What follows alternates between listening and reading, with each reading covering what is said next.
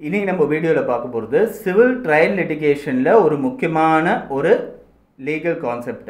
இந்த லீகல் கான்செப்டை வந்து நிறைய ஒரு காம்ப்ளிகேட்டட் இஷ்யூஸ்லாம் இதில் கலந்துருந்தாலும் இது சிம்பிளிஃபை பண்ணி முடிஞ்ச வரைக்கும் நான் சொல்கிறதுக்கு நான் ட்ரை பண்ணுறேன். இந்த கான்செப்டோட பேர் எஸ்டாப்பல், அதாவது தமிழில் சொல்ல போனால் மறுப்பு தடை. ஒருத்தர் வந்து ஒரு வார்த்தையை சொல்லிட்டாரு இல்லை ஒரு காரியத்தை செஞ்சிட்டாருன்னா அந்த காரியத்தினால அவர் வந்து பின்வாங்கிறதுக்கான ரைட் வந்து அவருக்கு இல்லை. ஸோ இதுக்கு பேர் தான் மறுப்பு தெரிவிக்கிறதுக்கான ரைட் இல்லாத ஒரு தடை. அதுக்கு பேர் தான் மறுப்பு தடைன்னு சொல்லக்கூடியது, எஸ்டாப்பல்னு சொல்லக்கூடியது. கோக்குன்னு சொல்லி ஒரு இங்கிலீஷ் ஜூரிஸ்ட், அவர் தான் எஸ்டாப்பல்ன்றதுக்கு வந்து எப்படி அந்த வார்த்தை வந்ததுன்றது வந்து சொன்னார். அதாவது ஒரு வார்த்தை சொல்லிவிட்டு அந்த வார்த்தையை பின்வாங்கிறதுக்கான ரைட் வந்து வார்த்தை சொல்லி வாய் மூடணுன்றதுனால திரும்பி அந்த வார்த்தை வந்து நம்ம வாய்க்குள்ளே போகாதுன்றதுக்காக அந்த எஸ்டாப்பல்ன்ற வார்த்தை வந்தது அப்படின்னு சொல்லி அவர் வந்து ஒரு டெஃபினேஷன் ஒன்று கொடுத்துருக்காரு. ஸோ எஸ்டாப்பல்ன்றது சொன்ன ஒரு காரியத்தையும் இல்லை செஞ்ச ஒரு ரெப்ரசன்டேஷனை பின்வாங்கிறதுக்கான உரிமையை தடுத்து எடுத்துருக்கக்கூடிய ஒரு மறுப்பு தடை. இது வந்து தனிப்பட்ட முறையில் சட்டத்தில் எழுதப்பட்டு டிஃபைன் பண்ணப்பட்ட ஒரு விஷயம் கிடையாது. பழைய இந்தியன் எவிடன்ஸ் ஆக்டில் செக்ஷன் 115 கொடுக்கப்பட்டிருக்கு. 115, 116, 117 செக்ஷன்ஸில் இதை பற்றிலாம் கொடுக்கப்பட்டிருக்கு. அந்த எஸ்டாப்பல்ன்றதை பற்றி, ப்ராமிசரி எஸ்டாப்பல் பற்றி சிம்பிளாக நம்ம இன்றைக்கி வீடியோவில் நம்ம பார்ப்போம். அதே மாதிரி புதுசாக இருக்கிற பாரதிய சாட்சி அதிநியமில் அதை ப்ரொவிஷன்லாம் ஒன்றும், அதாவது உள்ளே இருக்கிற கண்டென்ட்ஸ்லாம் மாறல, அந்த லீகல் செக்ஷன் மட்டும் மாறி இருக்கு. அதெல்லாம் என்னென்னு நம்ம இன்றைக்கி வீடியோவில் நம்ம பார்ப்போம்.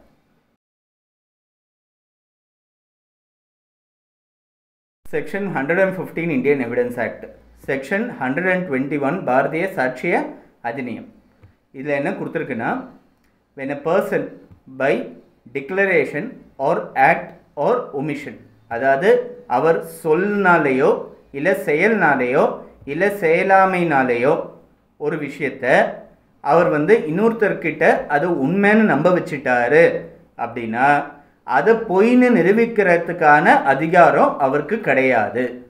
ஸோ இதுதான் வந்து பேசிக் எஸ்டாப்பலோட ஒரு விஷயம். அதாவது when a person has by declaration, act or omission caused a thing to be believed to be true by a person, then he is stopped from denying the truth of the same thing which he has caused it to be believed to be true. அதுதான் விஷயம்.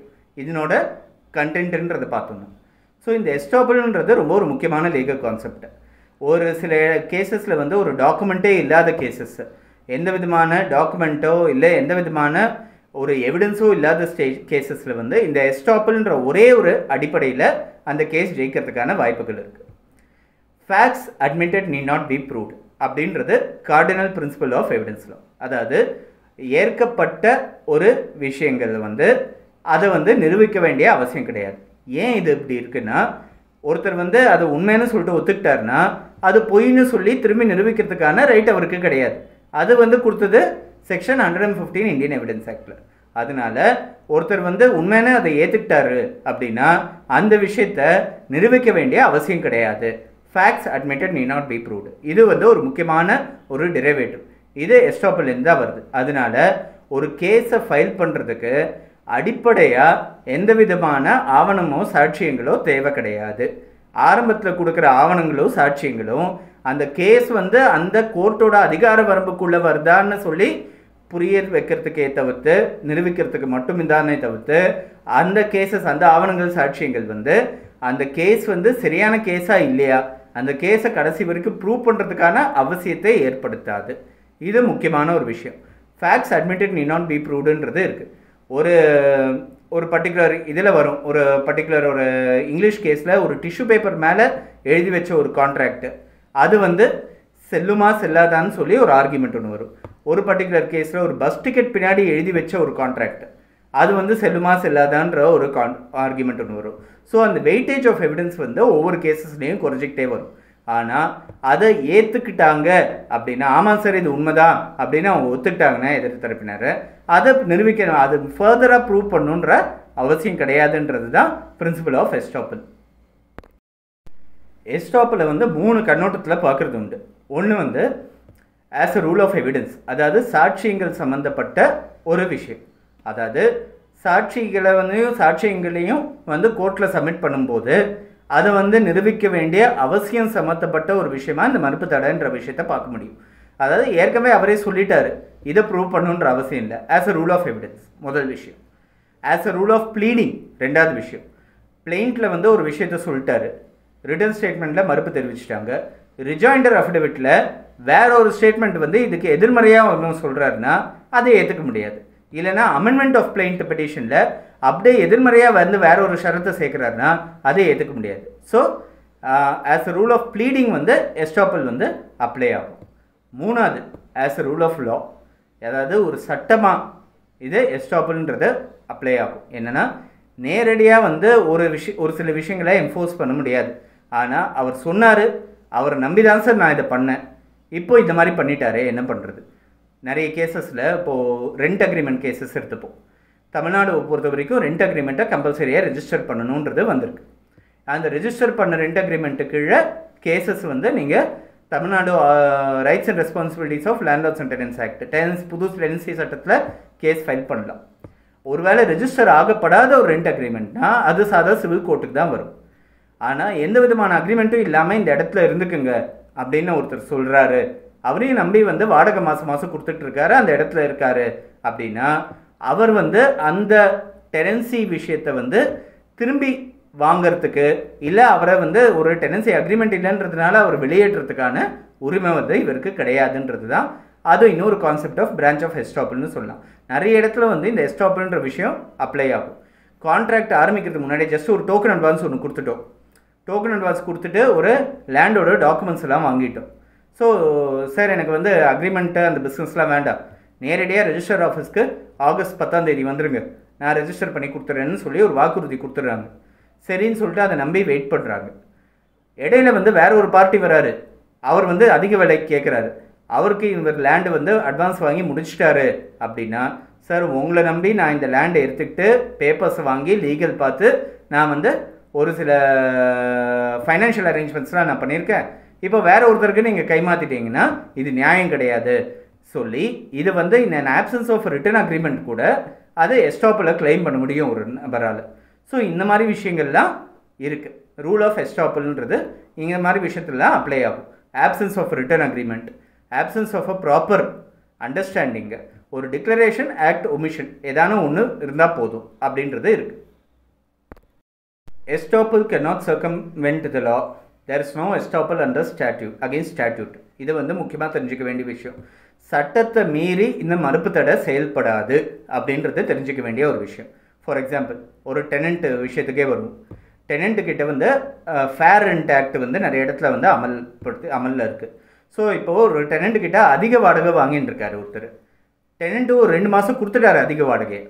அப்போ வந்து 3ஆவது மாதம் இந்த வாடகை வந்து அதிக வாடகைன்னு சொல்லி அவர் வந்து கோர்ட்டில் கேஸ் ஃபைல் பண்ணுறாருன்னா 2 மாதம் நீங்கள் கொடுத்துட்டீங்க, ஒத்துக்கிட்டீங்க, அதுக்கப்புறம் 3ஆவது மாதம் நீங்கள் எப்படி இதை கேட்கலாம் அப்படின்னு சொல்ல முடியாது. அதே மாதிரி ஒரு கந்து வட்டிக்கு பணம் வாங்கியாச்சுன்னு வச்சுக்கோங்க. வட்டி 1 மாதம் கொடுத்தாச்சு, 2 மாதம் கொடுத்தாச்சு, 3ஆவது மாதம் கந்து வட்டிக்காரங்களுக்கு அகெயின்ஸ்டாக வந்து ஒரு கேஸ் ஒன்று ஃபைல் பண்ணுறாங்க. அப்படி இருக்கும்போது முதல் 2 மாதம் வந்து நீங்கள் கேட்ட வட்டியை நீங்கள் கொடுத்துட்டீங்க அப்படின்னா நீங்கள் வட்டியை கொடுத்து தான் ஆகணும், இது ஒரு ஃபேர் கான்ட்ராக்ட்னு சொல்ல முடியாது. ஸோ இதுதான் வந்து எஸ்டாப்பல் அகெயின்ஸ்ட் ஸ்டாட்யூட். சட்டத்துக்கு புறம்பாக சட்டத்தை மீறி ஒரு மறுப்பு தடை வந்து செயல்படாது அப்படின்னு தெரிஞ்சுக்க வேண்டிய ஒரு விஷயம். Waiver is different from estoppel. அதாவது ஒரு அக்ரிமெண்ட் 2 பேருக்கு இருக்குது. இந்த மாதிரி எதனா விஷயம் நடந்ததுன்னா நான் வந்து என்னோட இந்த உரிமையை நான் விட்டு கொடுக்குறேன் அப்படின்னு சொல்லி ஒரு வெய்வர் கிளாஸ் வந்து ஒன்று சைன் பண்ணுறாரு அந்த அக்ரிமெண்ட்லன்னு வச்சுக்கோங்க. அது வந்து மறுப்பு தடையாகாது. மறுப்பு தடைன்றது சாதா விஷயம். வெய்வர்ன்றது எக்ஸ்பிளிசிட்டாக எழுதப்பட்டு கையொப்பமிட்ட ஒரு விஷயமா இருக்குது. ஸோ ரெண்டும் வேறு வேறு ஒரு விஷயமா இருக்குது. ஸோ ஒரு கேஸில் நீங்கள் பார்த்தீங்கன்னா எஸ்டாப்பல்ன்றது வந்து மறுப்பு தடைன்றதுனால மட்டும் அடிப்படையாக வச்சு ஒரு வழக்கை உருவாக்க முடியாது. ஆனால் ஒரு வெய்வர்ன்ற அடிப்படையில் வச்சு ஒரு வழக்கை உருவாக்க முடியும். ஃபார் எக்ஸாம்பிள் இந்த அக்ரிமெண்ட்டை, இந்த லேண்டுக்கு நான் 5 லட்ச ரூபா அட்வான்ஸ் கொடுத்துட்டு லேண்டோட மொத்த விலை 20 லட்ச ரூபா. இந்த டேட்டுக்குள்ளே நான் வந்து இந்த கான்ட்ராக்ட் முடிக்கல, மிச்ச பணத்தை கொடுத்து ரெஜிஸ்டர் பண்ணிக்கிறதுக்கு தயார் நிலையில் இல்லை அப்படின்னா நான் வந்து நான் கொடுத்த 5 லட்ச ரூபா அட்வான்ஸ் நீங்கள் ஃபோர்ஃபிட் பண்ணிக்கோங்கன்னு சொல்லி ஒரு அக்ரிமெண்ட்டில் கையெழுத்து போடுறேன்னு வச்சுக்கோங்க. இந்த அக்ரிமெண்ட் அடிப்படையாக வச்சு அந்த 5 லட்ச ரூபாயை ஃபோர்ஃபிட் பண்ண முடியும். ஆனால் ஒரு வார்த்தை ஒன்று சொல்கிறாரு, ஏங்க நீங்கள் வந்து எடுத்துக்கோங்க, எனக்கு அது தேவை கூட கிடையாதுங்க, எனக்கு அதாவது நான் ஃபோர்ஃபிட் பண்ணிக்கிறேன்னு எக்ஸ்பிளிசிட்டாக வாய் வார்த்தையில் சொல்லாமல் என்னால் சரியாக முடிக்கிறவங்க நான் ஒரு வேலைனா கரெக்டாக அந்த டேட்டில் முடிக்கிறவன் நான். அப்படி முடிக்கலைன்னா நான் விட்டு கூட கொடுத்துட்டு போவேனே தவிர்த்து திரும்பி அந்த பணத்துக்காக நான் நிற்க மாட்டேன் அப்படின்னு ஒரு வார்த்தை ஒன்று சொல்கிறேன்னா அது எஸ்டாப்பிள். ஸோ வெய்வர்ன்றது வேறு, எஸ்டாப்பிள்ன்றது வேறு. ரெண்டுத்துக்கும் ஒரு வித்தியாசம் இருக்குது. நான் ஃபோர்ஃபீட் பண்ணுறேன்னு ஸ்பெசிஃபிக்காக சொன்னால் அது வெய்வர், எனக்கு அது தேவையில்லைன்னு சொன்னால் அது எஸ்டாப்பிள். ஸோ வெய்வருக்கும் எஸ்டாப்பிளுக்கும் என்ன டிஃப்ரென்ஸ்னால், எஸ்டாப்பிளை வச்சு கேஸ் போட முடியாது, மறுப்பு தடையை வச்சு கேஸ் போட முடியாது. அது ஒரு டிஃபென்சிவ் நேச்சரில் தான் அது வேலை செய்யும். ஆனால் வெய்வரை வச்சு அது மட்டுமே அடிப்படையாக வச்சு ஒரு கேஸ் ஃபைல் பண்ண முடியும். இது தெரிஞ்சிக்க வேண்டிய இன்னொரு விஷயம். Attestation of a document does not amount to estoppel. அதாவது ஒரு டாக்குமெண்ட்டுக்கு சாட்சி கையெழுத்து ஒருத்தர் போட்டிருக்காருன்னா அவங்க அந்த டாக்குமெண்ட்டோட கண்டென்ட்ஸை தெரிஞ்சவராக மாட்டார் அப்படின்றது ஒரு ஜென்ரல் ரூல். இது ஒரு சில ஈக்குவிட்டபிள் டிஃப்ரென்சஸ் இருக்குது. இது ஒரு வில்ல ஒருத்தர் ஒரு சாட்சி கையெழுத்து போடுறாருன்னா அப்பா அந்த மகனை இன்னொரு ரெண்டாவது பையன் ஒரு சாட்சி கையெழுத்து போடுறாரு. முதல் பையனுக்கு சாதகமாக உயில் எழுதி வச்சுக்கிறாரு, ரெண்டாவது பையன் ஒரு சாட்சி கையெழுத்து போடுறாருன்னா இது என்னப்பா எழுதியிருக்கேன்னு கேட்க மாட்டாரா அப்படின்னு ஒரு கேள்வி ஒன்று ரைஸ் ஆகும் கண்டிப்பாக. ஆனால் ஜென்ரல் ரூல் என்னென்னா, ஒரு டாக்குமெண்ட் ஒரு சாட்சி கையெழுத்து போடப்படுறது அப்படின்றதுனால மட்டும் அவர் அந்த டாக்குமெண்ட்டோட கண்டென்ட்ஸை மறுக்கிறதுக்கான உரிமை இல்லைன்னு ஆகாது அப்படின்றது தெரிஞ்சுக்க வேண்டிய ஒரு விஷயம். இந்த எஸ்டாப்பிள்ன்றது எவிடன்ஸ் ஆக்டில் ரொம்ப ஒரு முக்கியமான ஒரு ப்ரொவிஷன். இதில் நிறைய பிரான்ச்சஸ் இருக்குது. Estoppel against landlords and tenants, அதாவது tenant is estopped from questioning the title of landlord. ஒரு லேண்ட்லார்டு இந்த வீட்டோட ஓனராக இல்லையா, இல்லை இந்த இடத்தோட ஓனராக இல்லையான்னு சொல்லி அவரோட உரிமையை கொஸ்டின் பண்ணுற ஒரு அதிகாரம் அந்த டெனண்ட்டுக்கு கிடையாதுன்னு சொல்லி ஒரு இடத்துல கொடுத்துருக்கு இந்தியன் எவிடன்ஸ் ஆக்டில். ஸோ இந்த மாதிரி நிறைய விஷயங்கள் இந்த எஸ்டாப்பிள்ன்ற விஷயத்தில் நிறைய எவால்வ் ஆகிருக்கு. ஜூரிஸ்ப்ருடன்ஸ் வைஸ் கோர்ட்டில் நடக்கிற கேசஸ் வைஸ் நிறைய எஸ்டாப்பிள் சம்மந்தமாக நிறைய எவால்வ் ஆகிருக்கு. நம்ம முன்னாடி பார்த்தோம், ட்ரான்ஸ்ஃபர் ஆஃப் ப்ராப்பர்ட்டி ஆக்டில் பார்த்தோம், டாக்ட்ரின் ஆஃப் எலெக்ஷன் அப்படின்னு பார்த்தோம். ஒருத்தர் ரெண்டு ஆப்ஷன் இருக்குது. ஒருத்தர் இன்னொருத்தரோட சொத்தை விற்றுட்டார், ஃப்ராடுலண்ட்டாக விற்றுட்டாருன்னா ஒன்று அவர் மேலே கேஸ் நடத்த முடியும், இல்லை அவர்கிட்ட பணத்தை வாங்கிக்க முடியும். ஒன்ஸ் பணத்தை வாங்கிட்டாருன்னா கேஸ் நடத்த முடியாது அவர் மேலே அப்படின்றது பிரின்சிபல் ஆஃப் எஸ்டாப்பிள் அதுலேயும் இருக்குது. ஸோ இந்த மாதிரி விஷயங்கள் தெரிஞ்சிக்க வேண்டிய ஒரு விஷயம். இது அண்டர்லைங் பிரின்சிபல் ஒரு சிவில் லிட்டிகேஷனில் சிவில் லாவில் தெரிஞ்சிக்க வேண்டிய ஒரு பேசிக் பிரின்சிபல்ஸ். இதெல்லாம் இதை பேசிஸாக வச்சு நிறைய கேசஸ் நிறைய லிட்டிகேஷன்ஸ்லாம் இருக்குது. இது தெரிஞ்சிக்க வேண்டிய ஒரு முக்கியமான ஒரு கான்செப்ட்.